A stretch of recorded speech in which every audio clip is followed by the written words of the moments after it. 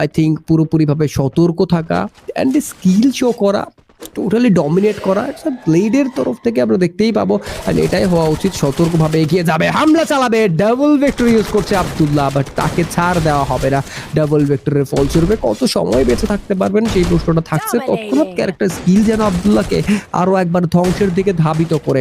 কুদ্দুস যেতে যেতে take down নিয়ে নিজেই মাটিতে লুটিয়ে পড়েছে। রাহাত যেন একটি সময় এগিয়ে এসে পুরোপুরিভাবে তাকে সাহায্য করেছে। আর এইচকের উপর এবার হামলা চালাবে বাংলা ইউনিটি, থার্ড পার্টি করার জন্য প্রস্তুত হয়েছে। ব্লেড এগিয়ে আসবে, Bangla unity lower ground to higher ground. তুষির নেজালকে ড্যামেজ ডিল করেছে, বাট পাল্টা আঘাত করা হচ্ছে। তুষির ওয়াল প্লেস করে পিছিয়ে পড়বে, বাট এবার যেন ওয়াল সেভিং ইউএভির ইউজ, ক্যারেক্টার স্কিলে প্রত্যেকটা ওয়াল চূর্ণ বিচূর্ণ করেছে ব্লেড। শিহানকে ঘিরে গিয়েছে নেজাদের, এমসাবিট ডাইড, ব্লেডের লাস্ট শট বাংলা ইউনিটিকে ধ্বংস করতে, বাংলা ইউনিটিকে শাটডাউন করতে।